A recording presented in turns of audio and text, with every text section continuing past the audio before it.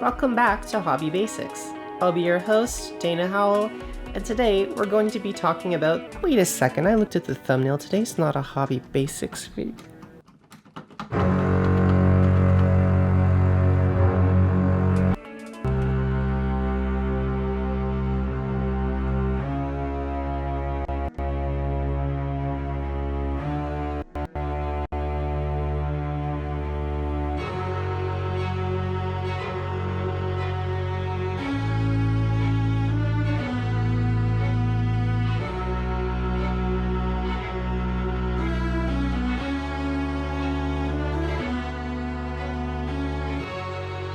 I've never had much interest in Warhammer 40K. I've never found the setting very appealing compared to other games like Age of Sigmar or really any other sort of fantasy or miniature setting. I'll be honest though, over the last few years I've started to feel a little bit tempted.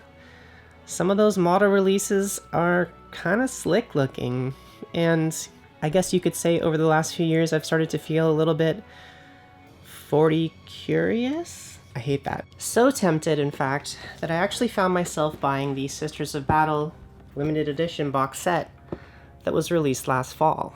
I don't know whether it was just the FOMO factor of this thing selling out super quick or what, but I figured I would buy one and decide later whether I wanted to paint it or not. I don't know, I just figured if I was going to get into 40K, it would probably be through Sisters. I told myself if I changed my mind later, I could always sell it or give it to someone or paint it on Patreon or something. But it seemed like a good deal and they were selling out really fast. So, I just kind of got caught up in all of the excitement and I ended up buying that set. I had a lot of fun assembling those models. They're like incredibly gorgeous sculpts.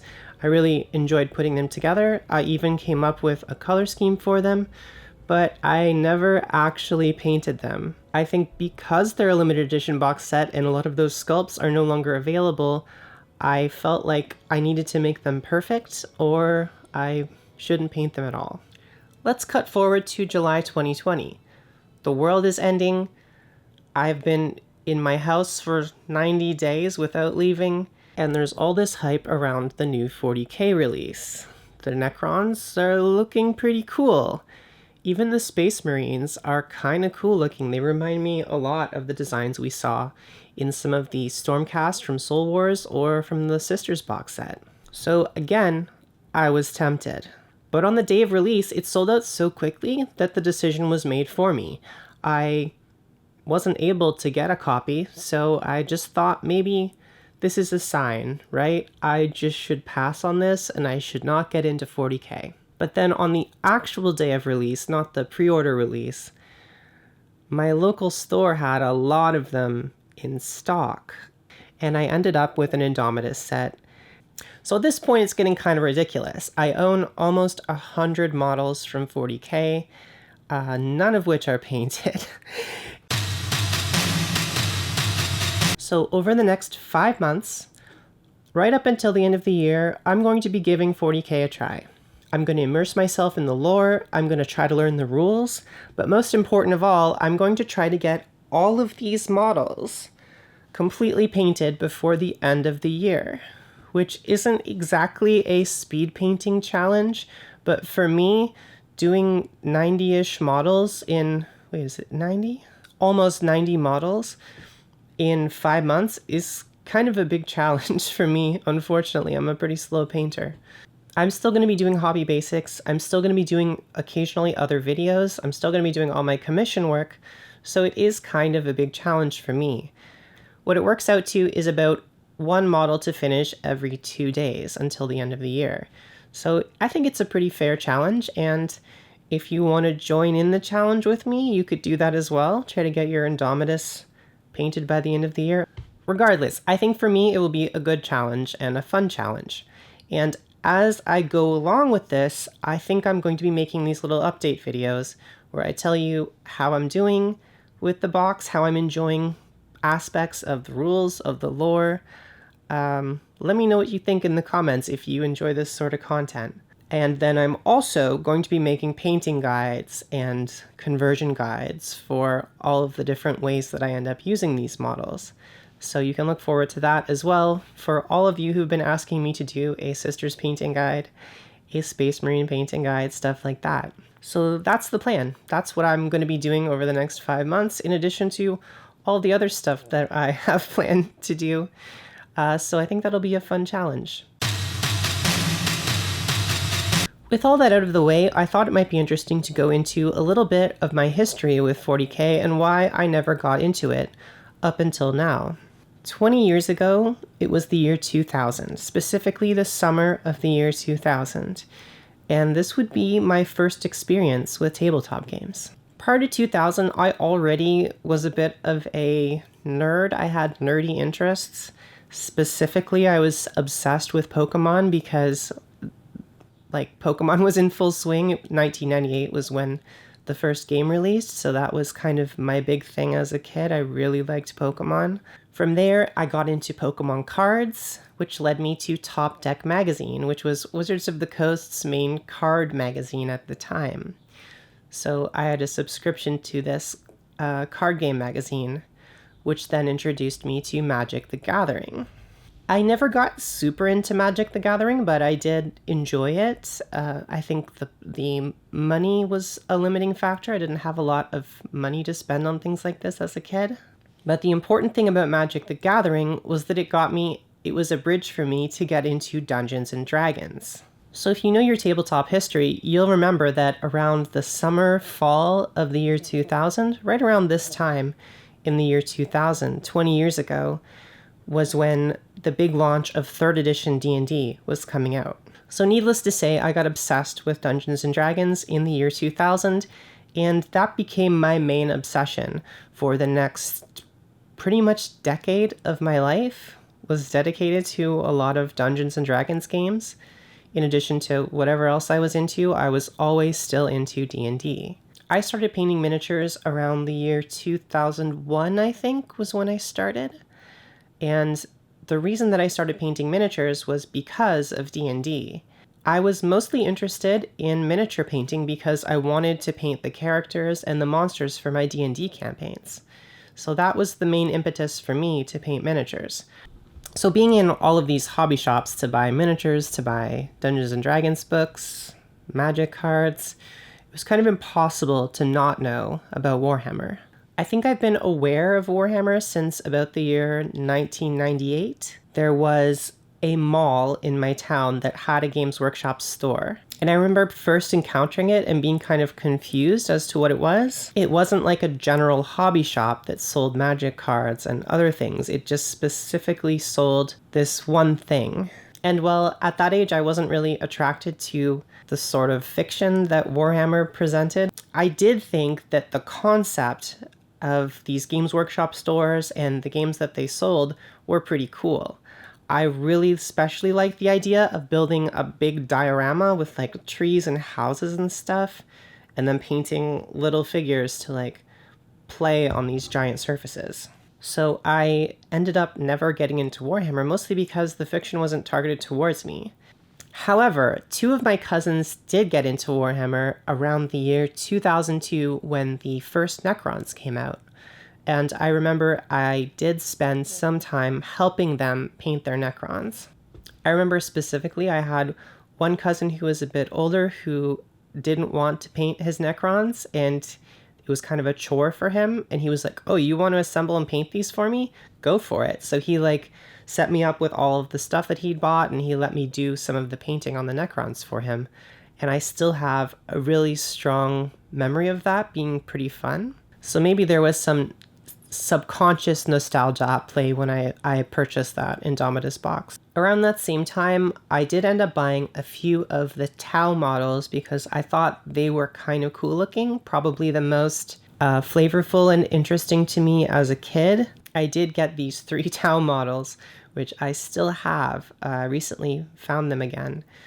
And you can see the apple barrel paint jobs that I gave them, which was a lot of the paints I used as a kid were my mom's hobby paints, which were all from Michael's. They were not designed for painting miniatures, but I think I did a pretty good job on these. So yeah, that's my history with Warhammer. I never really got into it until last year when I bought the Soul Wars box set. And even then, that was like, I thought the ghosts were really cool at the Night Haunt, and that was a big factor for me. And I also was like kind of encouraged by GW having this box set where the main characters, the Stormcast, they were starting to make an effort towards diversity. And while I never ended up playing any of my Stormcast or painting many of them, I still think that AOS, what finally hooked me and got me into the Games Workshop ecosystem, was this idea that the main characters of that game came from different cultural backgrounds, came from anywhere, had different genders, different skin colors.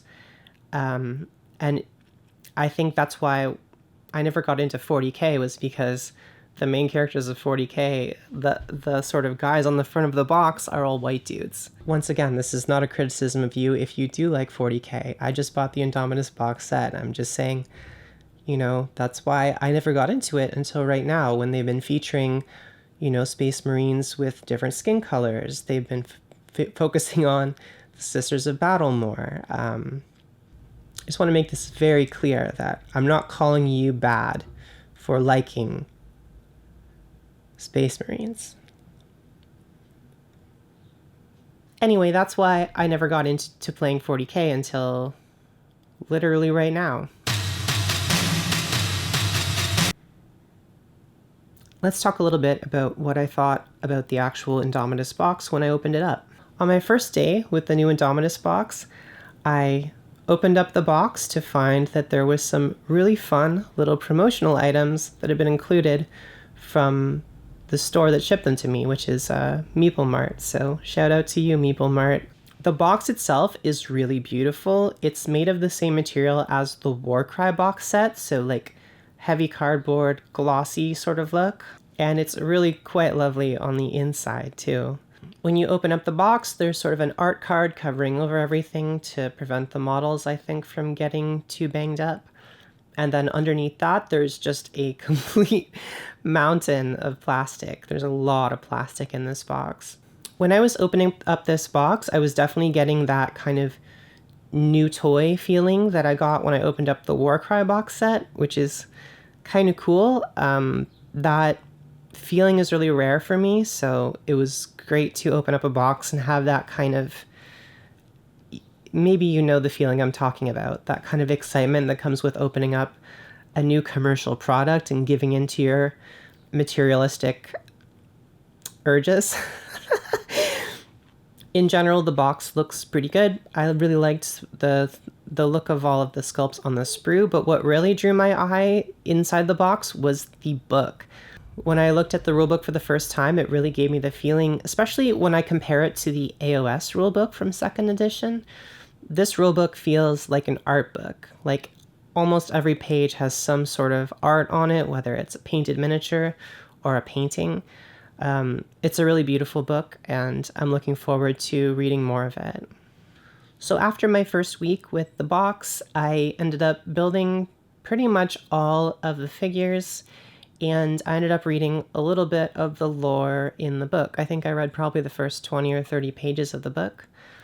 I was really surprised by how much I liked the lore. I wasn't really expecting to be interested by the world or the story as much as I was.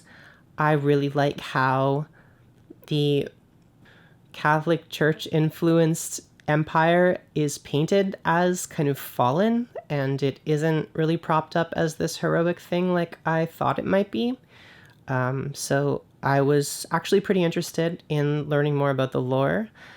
It really wasn't what I was expecting. It has a different tone than I expected. So that's what I thought about the lore. I really also thought that the plastic models were a cut above what we usually get.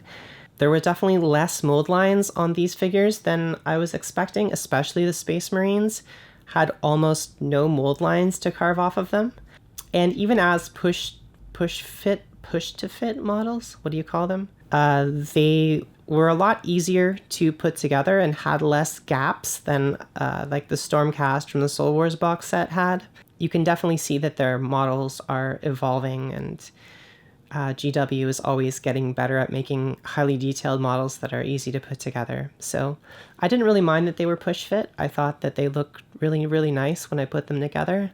The only problems that I encountered was that some of the Necron models were a little bit fragile. I had two pieces break off. No, two of the Necron models broke as I was putting them together, and one piece off of one of the Space Marines broke when I was putting him together. But other than that, and those are pretty easy to glue back on, so it's not a huge deal. Other than that, I was pretty happy with the models. That, as I was saying before, when I was putting together the Necron Warriors, it was giving me a lot of nostalgia for putting those original ones together as a kid. And when I was putting together the Space Marines, I had this feeling come over me where I was like, oh, I get it. I think I understand why people like these models. They're like really chunky and round and kind of like, they have a nice tactile feel to them. So like regardless of what they represent in the lore, they're kind of fun to touch and put together. They're just like these big muscly guys, and sometimes it's fun to put together a bunch of little round muscly guys in armor, and that is totally something I think I can get behind. So we'll see how it goes. I have some interesting ideas for how I might paint them. So that was my first week with the Indomitus box set and with a 40K starter set in general. So we'll see how it goes. I'm going to probably make more of these videos to update you on where I'm at with the armies. And I think the first tutorial I'm going to make is on how I end up basing all of the armies. And I might do a video on planning out the color schemes. I already have a pretty strong idea of what color schemes I want to do, but let me know what you'd be interested in seeing. I'm definitely going to do paint guides for a lot of the figures, but aside from that, let me know in the comments what other 40K content you might want to see from me. Did you like this video? Was it boring? Before we go, I'd like to extend a huge thank you to my patrons on Patreon. Once again, I could not have afforded to buy any of these models or to keep up this sort of YouTube output without all of you, so I really appreciate every single one of you who has chosen to donate on Patreon. If you'd like to see your name up here, or if you'd like to get miniatures in the mail, if you'd like to see the extra content that I have on there, you can do so at patreon.com/Dana Howell. And if you want to follow my daily painting updates on how I'm doing with the Indomitus box set, you can follow me on Twitter and Instagram at Dana_Howell. If you like this video, maybe share it with someone else who is on the fence about 40K. You can always subscribe if you want to see more videos like this. I have a lot of pretty much just painting guides on this channel, but we'll see where we go in the future. Thank you for watching, and I will see you in my next video.